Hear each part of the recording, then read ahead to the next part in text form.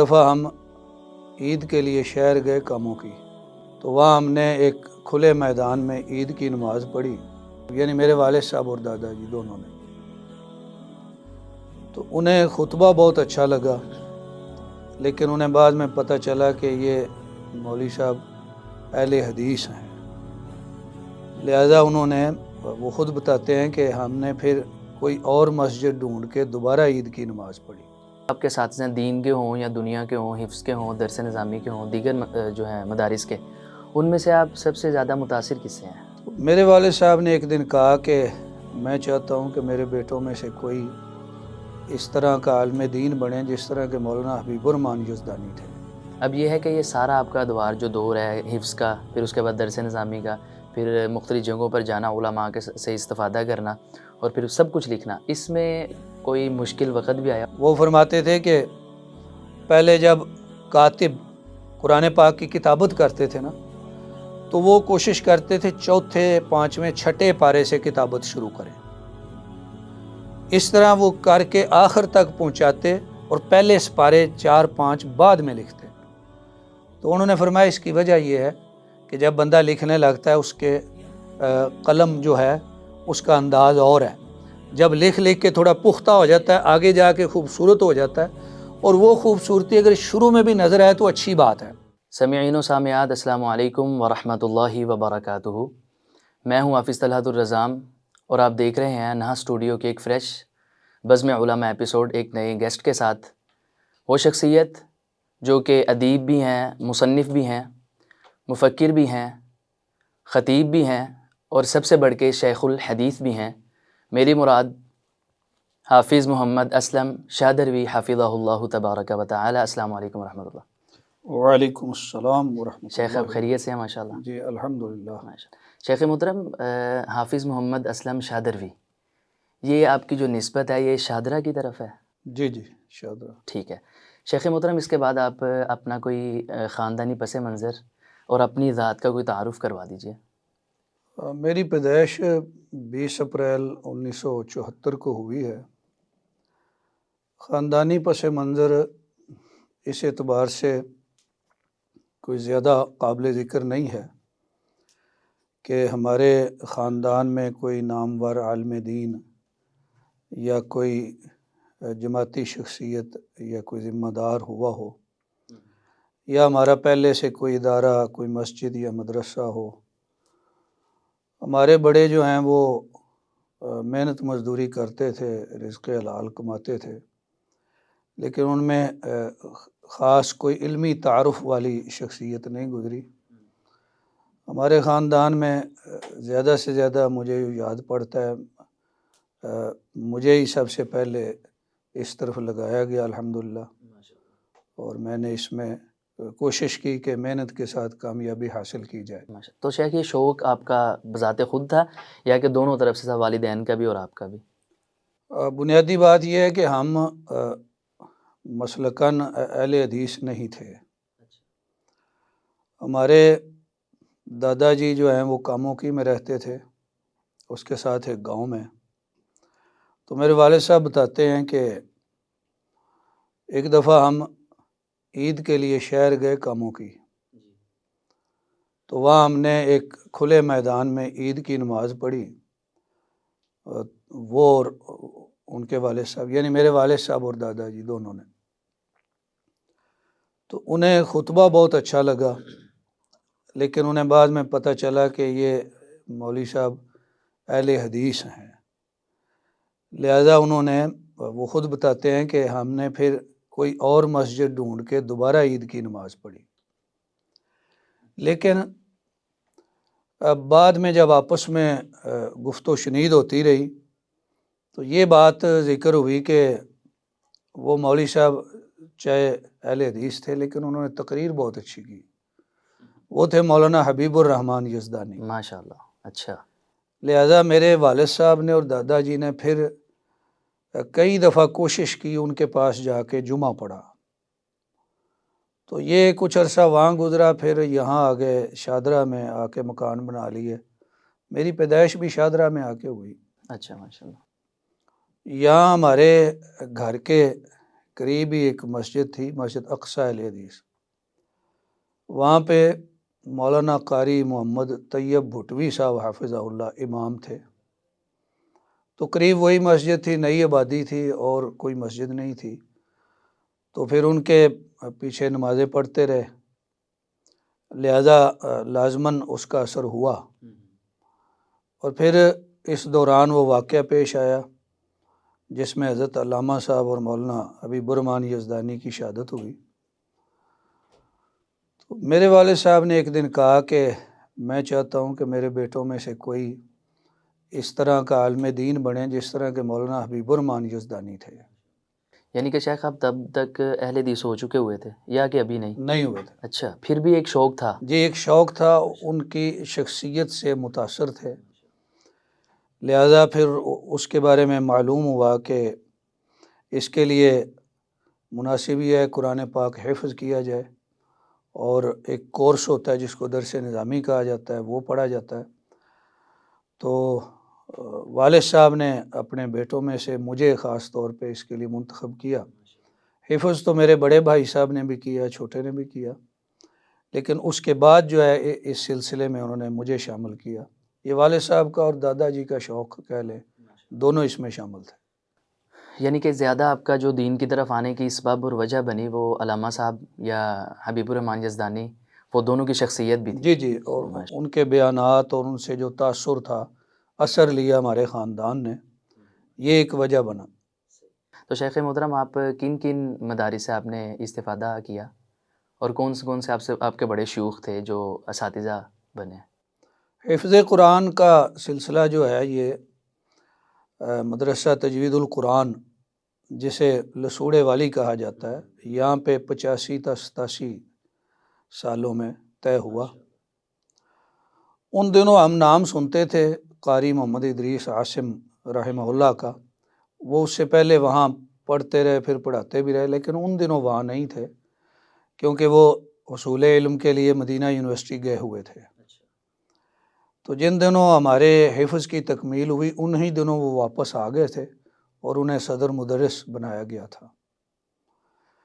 پھر وہاں سے دارالعلوم رحمانیہ فاروق آباد ضلع شیخو پورہ میں منزل کی دہرائی کے لیے 1988 میں گیا، اور اس کے بعد دینی تعلیم جو درس نظامی ہے اس کے حصول کے لیے 1988 کے آخر میں یا 89 میں جامعہ علوم عصریہ جہلم چلا گیا۔ ٹھیک ہے۔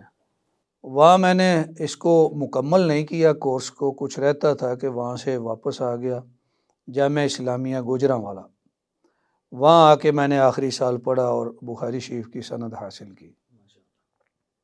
تو آپ کے اساتذہ کوئی مشہور ایک دو جن سے آپ نے استفادہ کیا ہو؟ جہلم کے اساتذہ میں اگرچہ میں نے ان سے سبقاً کچھ نہ پڑھا، لیکن وہ مجھے اپنے قریب رکھتے تھے اور میں بھی بیٹھتا تھا۔ وہ تھے ہمارے شیخ الحدیث صاحب مولانا پیر محمد یعقوب قریشی رحمہ اللہ۔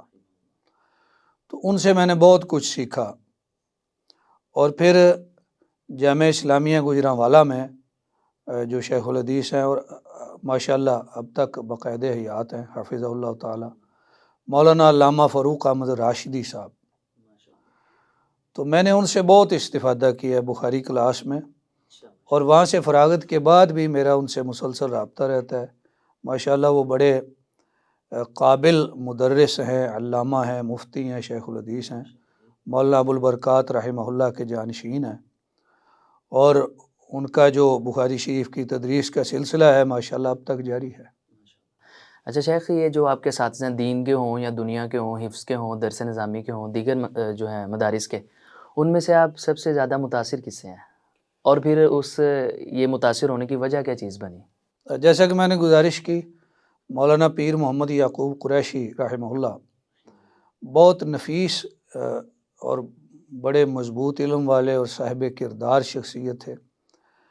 پہلے وہ ماموں کانجن میں بھی شیخ الحدیث رہے، جامعہ سلفیہ فیصل آباد میں بھی رہے، ان کی بڑی معروف شخصیت ہے، ان کے فتاوی جو ہیں زیر ترتیب ہیں، اور ان کی جو ہے شرح اور ترجمہ سراجی جو معروف کتاب ہے علم وراثت کی، وہ بھی چھپی ہوئی ہے اردو میں۔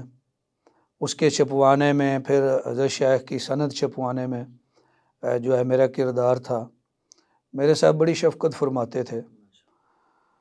ان کی شخصیت سے کئی طرح سے میں متاثر ہوا، اور علامہ فاروق احمد راشدی صاحب کا طریقہ تدریس مجھے بہت پسند آیا، اور طلباء کے ساتھ شفقت اور محبت جو سلسلہ ماشاءاللہ اب تک جاری ہے۔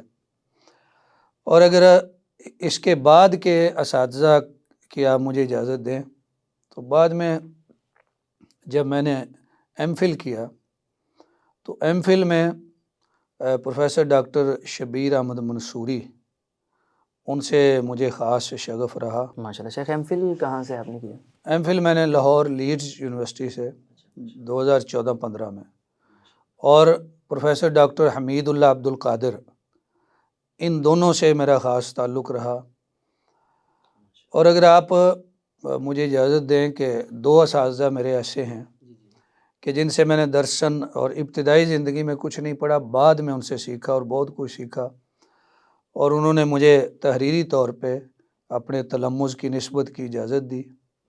ایک اسلام آباد میں ہیں پروفیسر ڈاکٹر شیر محمد زمان چشتی، کسی زمانے میں پروفیسر ایس ایم زمان کے نام سے معروف ہوتے تھے، اسلامی نظریاتی کونسل کے چیئرمین بھی رہے، کئی یونیورسٹیوں کے وائس چانسلر رہے، اب بھی ماشاءاللہ باقاعدہ حیات ہیں، 80 سے اوپر ہوں گے۔ تو ان سے میں نے بہت کچھ سیکھا ان کے پاس جا کے۔ اللہ نے انہیں کئی علوم میں اور کئی زبانوں میں مہارت دی ہے۔ اور دوسرے ہیں پروفیسر محمد یحییٰ صاحب جلال پوری، جو ہمارے جماعت کی معروف علمی شخصیت مولانا سلطان محمود محدث جلال پوری رحمہ اللہ کے فرزند گرامی ہیں۔ ان سے بھی میں نے علمی حوالے سے اور تحریر کے حوالے سے اور مضمون نگاری اور ترجمہ کے حوالے سے بہت رہنمائی لی۔ اور ان سے پہلے یہی پروفیسر یحییٰ صاحب جلال پوری کے پھوپھا تھے، وہ تھے مولانا فیض الرحمن ثوری رحمہ اللہ، 1996 میں فوت ہوئے۔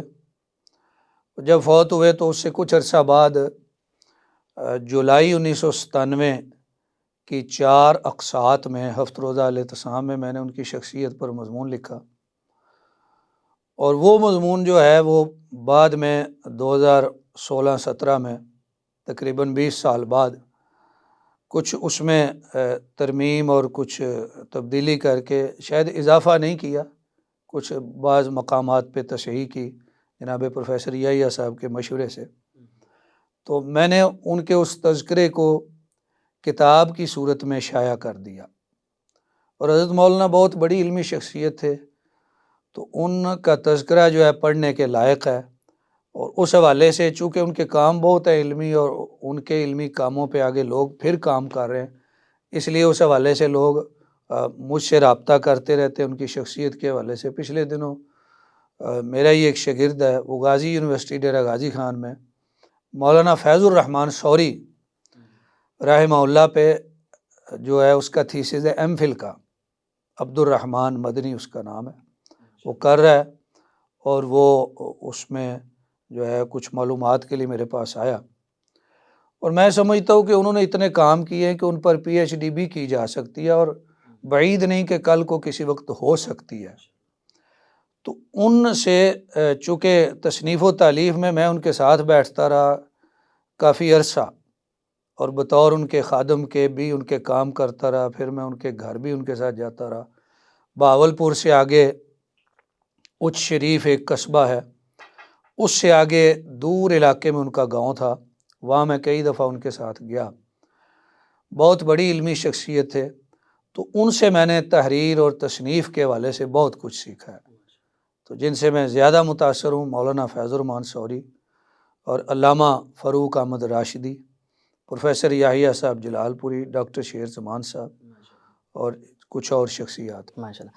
تو شیخ آپ کو ماشاءاللہ اللہ پاک نے جو ہے مصنف ایک لیول کا بنایا، آپ کا نام ہے ماشاءاللہ۔ یہ آپ نے تصنیف کا سلسلہ کب سے شروع کیا اور اب تک آپ کتنی کتب لکھ چکے ہیں؟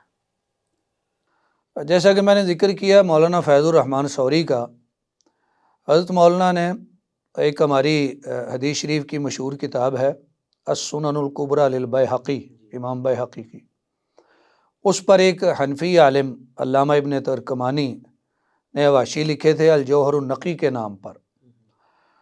تو وہ حواشی کی بجائے وہ خود کہتے ہیں شروع میں کہ حواشی کے بجائے یہ اکثر اعتراضات اور رد ہیں ان پر. تو حضرت مولانا نے پیر بدی الدین شاہ راشدی رحمہ اللہ کے اشارے سے اور پھر علامہ ارشاد الحق عصری حافظہ اللہ کے مشورے سے اس حوالے سے جو ان کے اعتراضات تھے ان کا رد لکھنا شروع کیا تھا.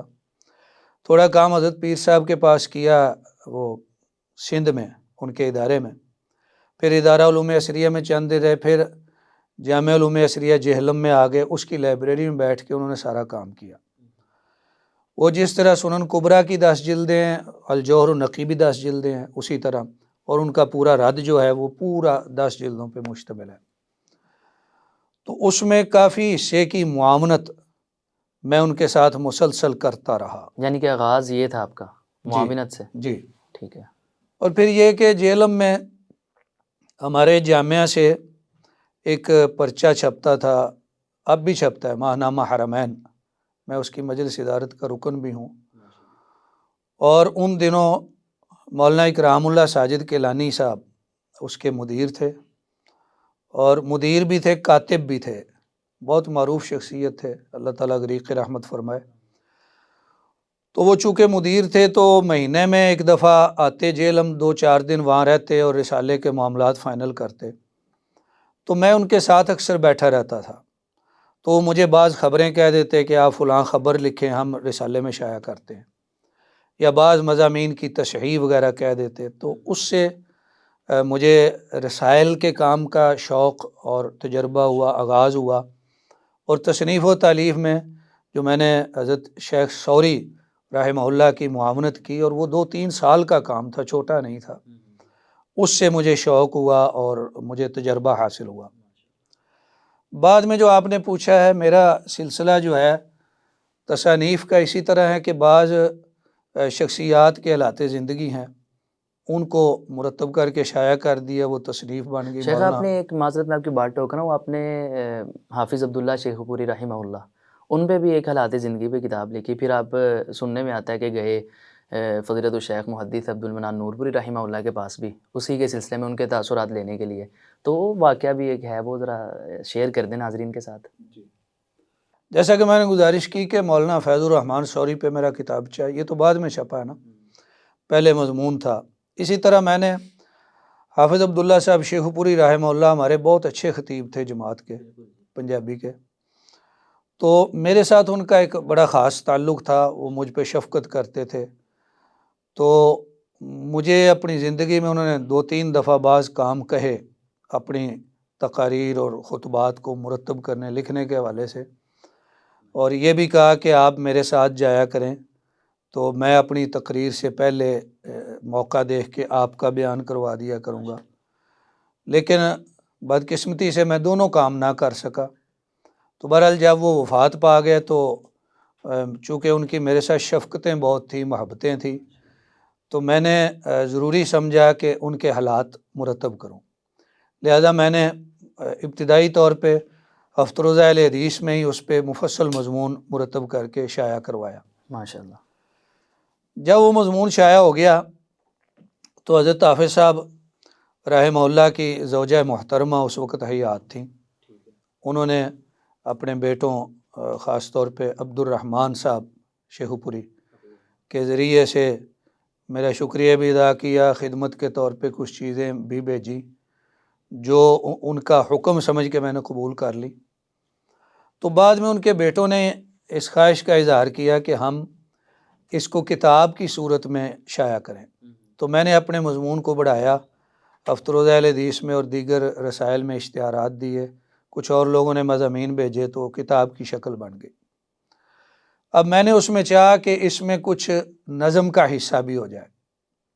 ماسٹر سعید صاحب وساوے والا ہماری جماعت کے شاعر ہیں، بڑی اچھی شخصیت ہے، ان سے گزارش کی، ایک دو اور شخصیات سے.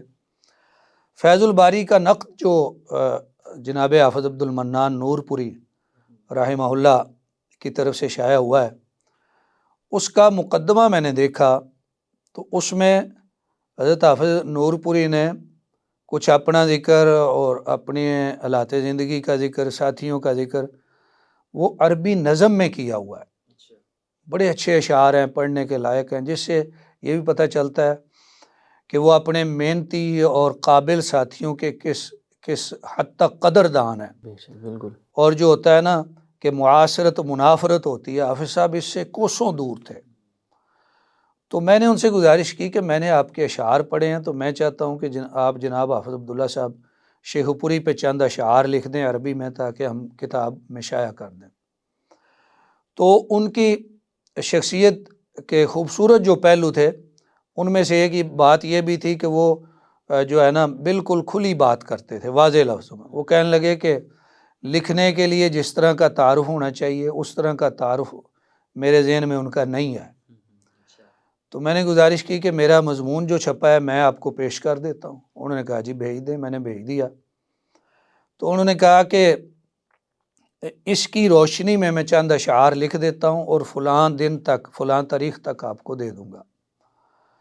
تو انہوں نے الحمدللہ اس سے 1-2 روز پہلے ہی مجھے لکھ کے خود بھیج دیے. ان کا رسم الخط بہت پیارا تھا عربی میں، شاید میرے پاس محفوظ ہوگا اسی طرح.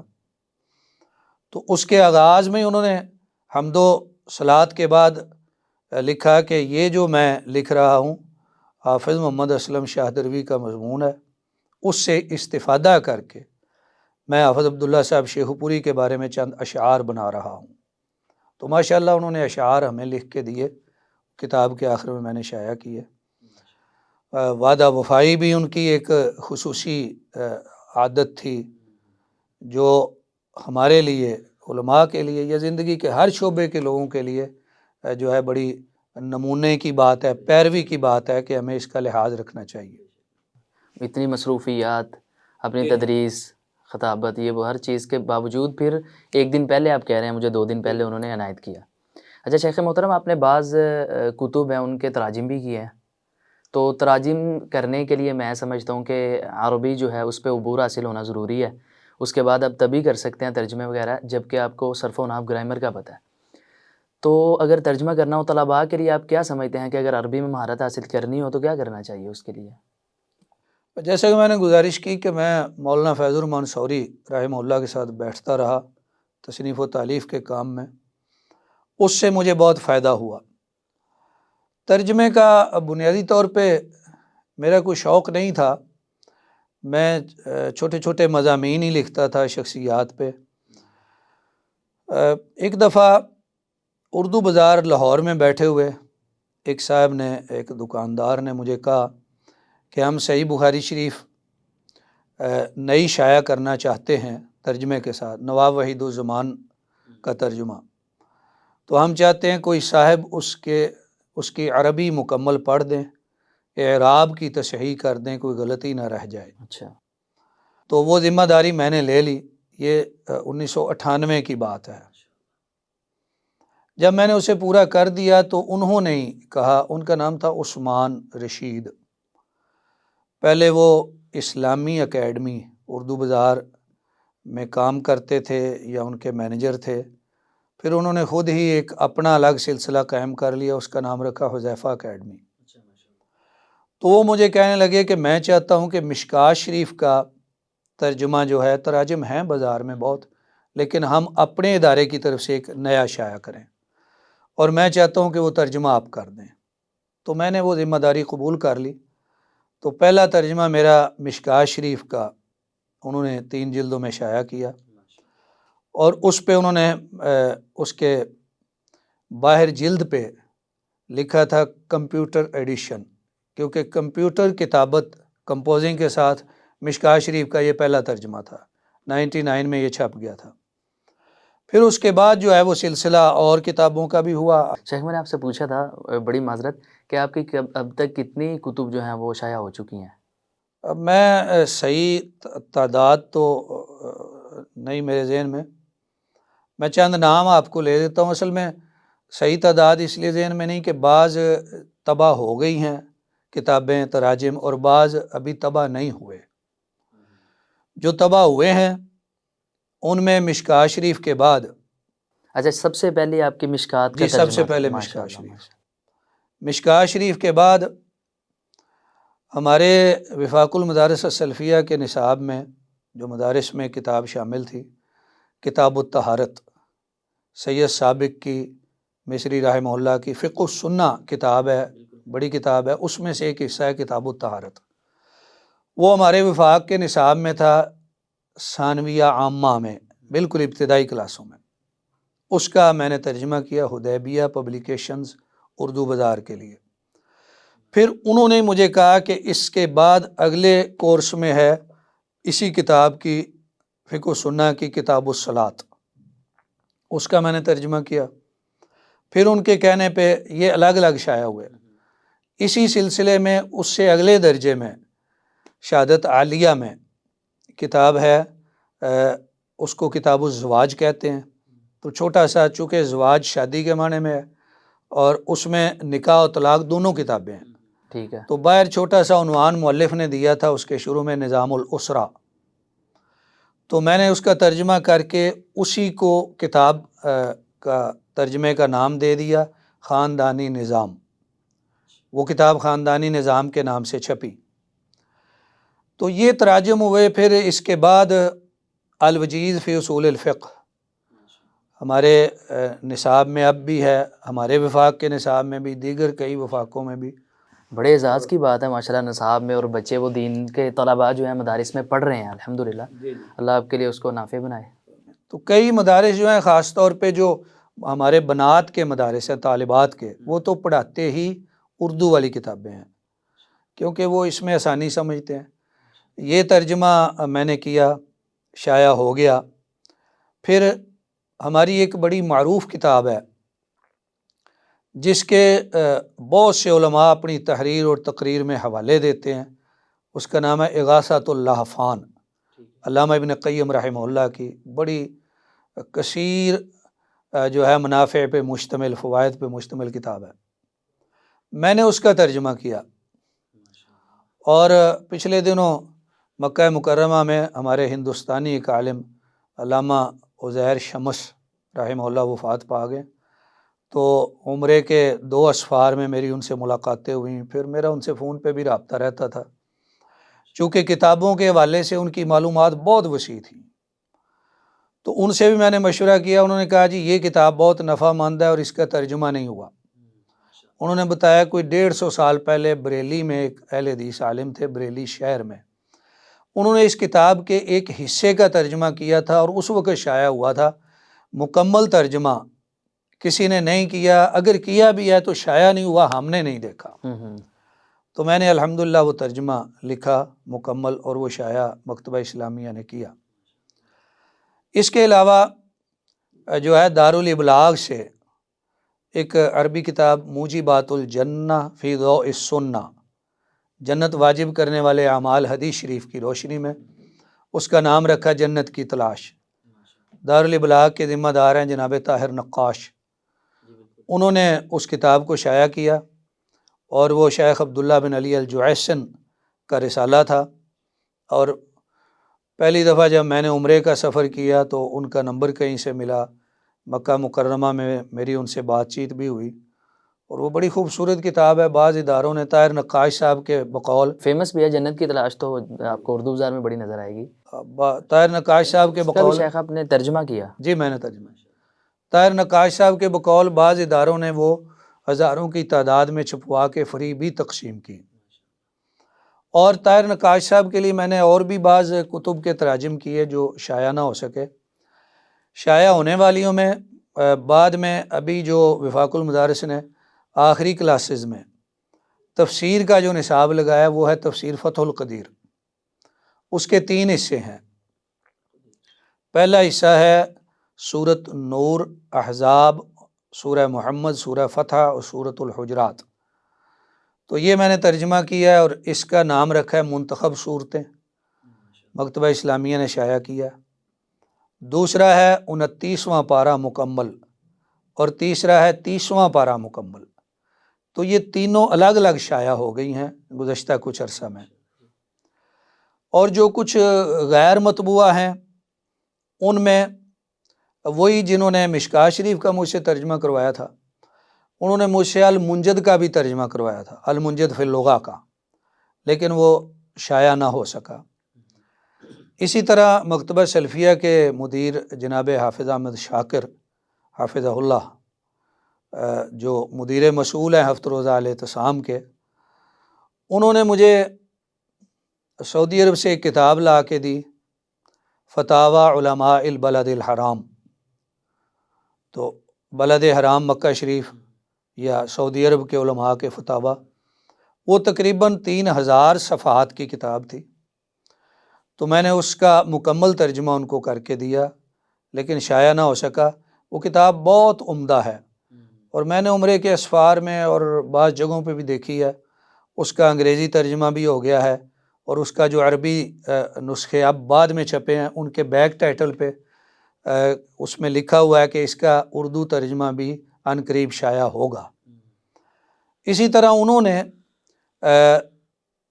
مجھے کتاب دی تھی، وہ یہ فتاوی جو ہے نا مرتب جن صاحب نے کیے تھے، انہوں نے ایک کتاب لکھی تھی فضل و تعدد الزوجات، یعنی ایک سے زائد اگر بندہ شادیاں کرتا ہے تو اس کے فوائد کیا ہیں۔ وہ 100 صفحے سے زیادہ تھی، اس کا ترجمہ میں نے لکھا لیکن شائع نہیں ہو سکا۔ تو یہ مطلب ایک دو بڑے کام ہیں۔ اسی طرح ہمارا جو ادارہ ہے حدیث پبلیکیشنز، جو جناب اقبال کیلانی کی کتابیں شائع کرتا ہے، انہوں نے مجھ سے ترجمہ کروایا تھا تفسیر سورۃ النور امام ابن تیمیہ کی، اس کا میں نے مکمل ترجمہ لکھا تھا، اور کئی دفعہ بعد میں میرا ان سے رابطہ بھی ہوا۔ انہوں نے کہا جی زیر غور ہے، اس پہ کمپوزنگ ہو رہی ہے یا زیر طبع ہے، مختلف مراحل بتاتے رہے، لیکن شائع نہیں ہوا۔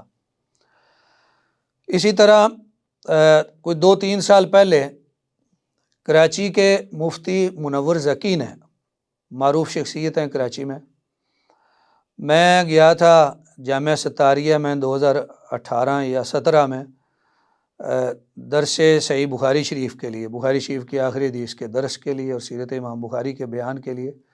تو وہاں انہوں نے مجھ سے ملاقات کی اور مجھے انہوں نے کتاب دی مہذب شرح عقیدہ طحاویہ، اس کا میں نے مکمل ترجمہ کر کے ان کو بھیج دیا ہوا ہے۔ 2-3 سال سے زیادہ ہو گئے ہیں، لیکن شائع نہیں ہو سکا۔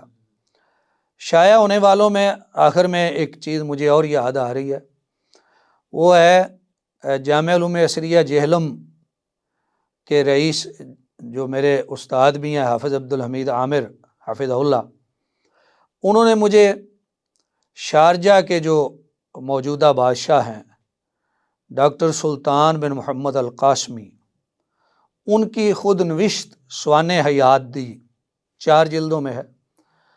اور ڈاکٹر صاحب جو ہیں وہ کئی سالوں سے، میرا خیال 50 سالوں سے حکومت میں ہیں، پہلے مختلف وزارتوں میں رہے، اور بڑا عرصہ ہو گیا کہ وہ شارجہ کے بادشاہ ہیں، اور متحدہ عرب امارات کی جو اتحادی حکومت ہے اس میں کسی شعبے کے وزیر بھی ہوں گے، بڑے صاحب علم ہیں، بڑے نیک آدمی ہیں۔ انہوں نے PhD کی ہوئی ہے، انہیں اعزازی ڈگریاں بھی ملی ہیں، انہوں نے خود کتابیں لکھی ہیں، وہ بہت صاحب علم شخصیت ہے۔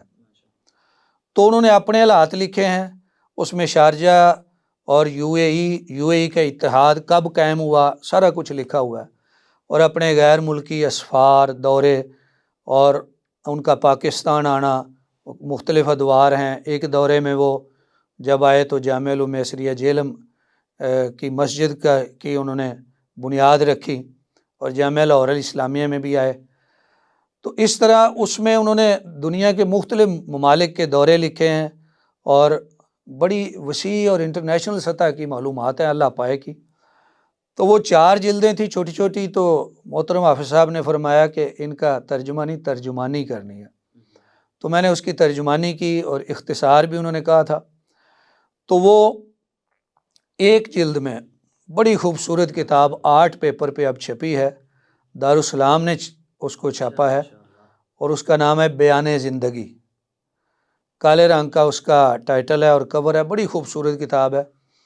اس پہ میرے بعد مجھ سے زیادہ محنت کی جناب محسن فارانی نے، اور دارالسلام کے دیگر متعلقہ ساتھیوں نے اس میں نقشے لگائے، حوالے لگائے، بہت زیادہ کام کیا انہوں نے، اس کو بہت خوبصورت بنا دیا کتاب کو. یعنی کہ اس کا بیان زندگی نام جی ہے، اس اور کا نام ہے بیان زندگی. جو ترجمہ وغیرہ سارا اس کو اختصار کے ساتھ وہ آپ نے جی کیا. ترجمہ، ترجمانی. بنیادی ترجمہ، ترجمانی اس کو سارا کچھ میں نے لکھا ہے. بعد میں دارالسلام کی ٹیم نے اس میں ادبی رنگ بھی بھرا ہے، اس کو خوبصورت بنایا. بنیادی طور پہ ترجمے کا کام اس کا میں نے کیا، اور اس کا تذکرہ ہمارے حافظ صاحب جن کا میں ذکر کر رہا ہوں انہوں نے اپنے مقدمہ میں بھی کیا ہے. اچھا شیخ محترم، آپ کا یہ سارا زندگی جو ہے، اللہ آپ کو ایمان والی، صحت والی، نیکیوں والی لمبی زندگی عطا فرمائے. اب یہ ہے کہ یہ سارا آپ کا ادوار جو دور ہے حفظ کا، پھر اس کے بعد درس نظامی کا، پھر مختلف جگہوں پر جانا، علماء کے سے استفادہ کرنا، اور پھر سب کچھ لکھنا، اس میں کوئی مشکل وقت بھی آیا ہوگا؟ جب آپ پہ بڑا مشکل وقت ہو، کوئی بڑی تکلیف والا وقت ہو، وہ کوئی اپنے چاہنے والوں سے بھی شیئر کر دیں. دیکھیں ہر انسان کی زندگی میں مشکلات تو آتی ہیں، تو اگر بندے پہ مشکل آتی ہے تو مشکل کشا کے ساتھ اپنا تعلق قائم کرے. ہمارے لیے، علماء کے لیے، مدرسین کے لیے، خطباء کے لیے بڑا مشکل وقت یہ ہوتا ہے کہ جب وہ ایک جگہ پہ 10 سال، 15 سال، 20 سال مسلسل ذمہ داری ادا کرتا رہے، اور واضح طور پہ کوئی اس میں شرعی عیب بھی نہیں ہے کہ اس کو وہاں سے بے دخل کیا جائے. تو اس طرح کا جب کوئی معاملہ ہوتا ہے تو وہ بہرحال انسان کے لیے مشکل کا وقت ہوتا ہے. تو پھر ایسے مواقع آئے ہیں میرے ساتھ بھی، اللہ تعالیٰ سے تعلق قائم کیا، اور ہمیشہ رہنا چاہیے بندے کا عسر اور یسر میں، تنگی اور خوشی میں، ہر موقع پہ اللہ کے ساتھ بندے کو تعلق جوڑنا چاہیے. تو اللہ نے جب بھی میرے ساتھ ایسا کوئی ہوا ہے تو اللہ نے اس کے بعد اس سے بہتر کوئی سبب بنایا ہے الحمدللہ. تو شیخ محترم اس کے ساتھ یہ بھی تذکرہ کر دیں کہ زندگی کا سب سے خوبصورت یا خوشی والا لمحہ بھی کوئی ہوگا آپ کی زندگی میں؟ ہوتا ہے نا انسان کا، شادی ہوئی، بیٹا ہوا، بیٹی ہوئی، یا دیگر معاملات، یا کوئی آپ نے کتاب لکھی ہو تو سب سے زیادہ آپ کو خوشی تب ہوئی ہو، صحیح البخاری پڑھائی ہو، آخری حدیث پڑھاتے سب سے زیادہ خوشی، کوئی خوشی والا لمحہ بھی شیئر کر دیں. یہ خوشی کے کئی لمحات ہیں، کئی طرح کے خوشی کے مواقع ہیں. وہ اگرچہ بچپن کا دور تھا جب قرآن پاک حفظ مکمل کیا، وہ خوشی کا موقع تھا، اور اسی طرح جب درس نظامی کی تکمیل ہوئی خوشی کا موقع تھا، شادی بھی خوشی کا موقع ہے، کتابیں جب شائع ہونے لگیں آہستہ آہستہ، وہ بھی خوشی کا موقع تھا. میں ابھی میری شادی نہیں ہوئی تھی، نوجوان ہی تھا، چھوٹی عمر میں ہی تھا، کہ ہمارے مرکزی جمعیت اہل حدیث پاکستان کے امیر اس وقت ناظم اعلیٰ تھے، علامہ ساجد میر صاحب. انہوں نے مجھے مرکزی جمعیت اہل حدیث لاہور کا ناظم اعلیٰ نامزد کیا، وہ بھی میرے لیے خوشی کا موقع تھا. پھر اس کے بعد جب صحیح بخاری شریف پڑھانی شروع کی، وہ خوشی کا موقع تھا. پھر جب بھی ختم کی، اب بھی میں پڑھا رہا ہوں الحمدللہ. آج ہم نے 25واں پارہ شروع کیا ہے، کل 24واں ختم کیا تھا. میں یہ پوچھنے والا تھا آپ کی حالیہ مصروفیات کیا ہیں؟ مطلب کہ آپ مدرس صحیح البخاری کے شیخ کا ہیں، اور خطیب کہاں اپنا کر رہے ہیں، انجام دے رہے ہیں مصروف؟ اور اسی طرح 2020 کے آخر میں جب جناب بشیر انصاری اللہ تعالیٰ کو پیارے ہوئے، جو لمبے وقت سے ہفت روزہ اہل حدیث کے مدیر تھے، ان کی جگہ پہ مجھے مدیر بنایا گیا، یہ بھی خوشی کا موقع تھا. تو تدریس اور موجودہ مصروفیات کے حوالے سے آپ نے پوچھا ہے، تو ابھی میری مصروفیات تقریباً 6 سال ہو گئے مسلسل. جامعہ لاہور الاسلامیہ، اس کی جو شاخ ہے مرکز البیت العتیق، اس میں تدریس کرتا ہوں. تو اس میں دونوں شعبے ساتھ ساتھ ہیں، طلباء کا بھی اور طالبات کا بھی. اچھا ماشاء اللہ. تو طلباء کی طرف بھی چند اسباق پڑھاتا ہوں، طالبات کی طرف بھی. تو جب سے میں وہاں ہوں طالبات کے شعبہ میں صحیح بخاری شریف کا ایک حصہ، ایک جلد جو ہے وہ پڑھانا میرے ذمہ ہوتا ہے، اب بھی بڑے ہے. اعزاز کی بات ہے ماشاء اللہ. اور اسی طرح ہمارے شادرہ میں ایک مدرسہ ہے طالبات کا پرانا، جامعہ امہات المؤمنین امامیہ کالونی، وہاں بھی میں بخاری شریف پڑھا رہا ہوں اور دیگر اسباق. تو موجودہ مصروفیت یہی ہے. اس کے علاوہ یہ ہے کہ کچھ لوگ آ جاتے ہیں فتاویٰ کے لیے شادرہ اور گرد و نواح میں. ہمارا کوئی اور مفتی نہیں ہے جو تحریری طور پہ فتویٰ دے. ہمارے اہل حدیث علماء ہیں وہاں، بڑے قابل قدر ہیں، بڑے لائق ہیں ماشاءاللہ، لیکن ان سب نے متفقہ طور پہ مجھے ذمہ داری دی ہوئی ہے. تو کافی وسیع علاقہ ہے، تو کسی نہ کسی صاحب کی طرف سے کوئی بندہ آ جاتا ہے کہ آپ اس کو تحریری فتویٰ دے دیں، تو فتویٰ بھی مجھے لکھنا پڑتا ہے۔ اسی طرح مرکزی جمعیت اہل حدیث کا شعبہ مساجد کہہ لیں یا اس کا تھوڑا سا تعلق ہے جمعیت احیاء تراث الاسلامی الکویت سے ذیلی طور پہ، تو اس کے پنجاب میں ائمہ اور دعات جو ہیں ان کا میں نگران ہوں، مشرف ہوں کئی سالوں سے، وہ بھی ایک سلسلہ ہے۔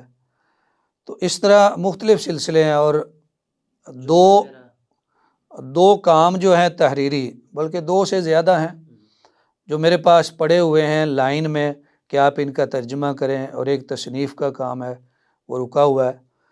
جمعہ جو ہے اصل میں شادرہ میں ایک مسجد نور اہل حدیث ہے، وہ میرے خطبہ شروع کرنے سے چند سال پہلے بنی تھی، تو میں نے 1997 میں وہاں خطبہ شروع کیا، تو پھر وہ کچی تھی، چھوٹی تھی، بڑی بنوائی، پھر اور بڑی، پھر اس میں آبادی بہت ہوئی، پہلے لوگ سب غیر اہل حدیث تھے، 2-3 اہل حدیث تھے، پھر سینکڑوں لوگ ہو گئے، حکمت عملی سے ہم نے خطبہ جاری رکھا، تو تقریباً 22.5 سال خطبہ دینے کے بعد وہاں سے مجھے چھوڑنا پڑا، یا یہ کہ جو بات آپ پہلے کر رہے تھے مشکلات والی، وہ وہاں بھی وہی پیش آئی، تو مجھے چھوڑنا پڑا۔ اگرچہ بعد میں وہ لوگ آئے، انہوں نے معذرت بھی کی، لیکن پھر میں نے دوبارہ اس کو اختیار نہیں کیا۔ اب شادرہ میں ایک علاقہ ہے فیروز والا، وہاں مسجد اقصیٰ ہے، تقریباً 3 سال ہونے والے ہیں کہ وہاں میں جمعے کا خطبہ دیتا ہوں، اور تدریس کا سلسلہ میں نے آپ سے عرض کر دیا۔ شیخ لاسٹ پہ آپ اپنے تجربات کی روشنی میں ماشاءاللہ مصنف اور سارا کچھ آپ دین کا کام کر رہے ہیں، تو ہمارے نوجوان نسل جو ہے، سوشل میڈیا سے وابستہ لوگ، اور بالخصوص دینی مدارس کے دینی طلباء، ان کے لیے کوئی جامع سی ایسی کوئی نصیحت کر دیں، فرما دیں کہ جو ان کے لیے دنیا میں اور پھر آخرت میں نفع بخش ہو۔ جی میں گزارش کرتا ہوں، اگر آپ کے پاس وقت ہو تو ایک سوال آپ کا جو درمیان میں آیا 1 سے زائد مرتبہ، لیکن اس کا جواب نہ آ سکا، وہ تھا ترجمے کے حوالے سے۔ تو ترجمے کے حوالے سے گزارش یہ ہے کہ آپ جب ایک کتاب یا مضمون لیتے ہیں ترجمے کے لیے، تو آپ اس کے چند صفحات کو پڑھیں اور ان کا ترجمہ اچھی طرح اپنے ذہن میں سمجھ لیں۔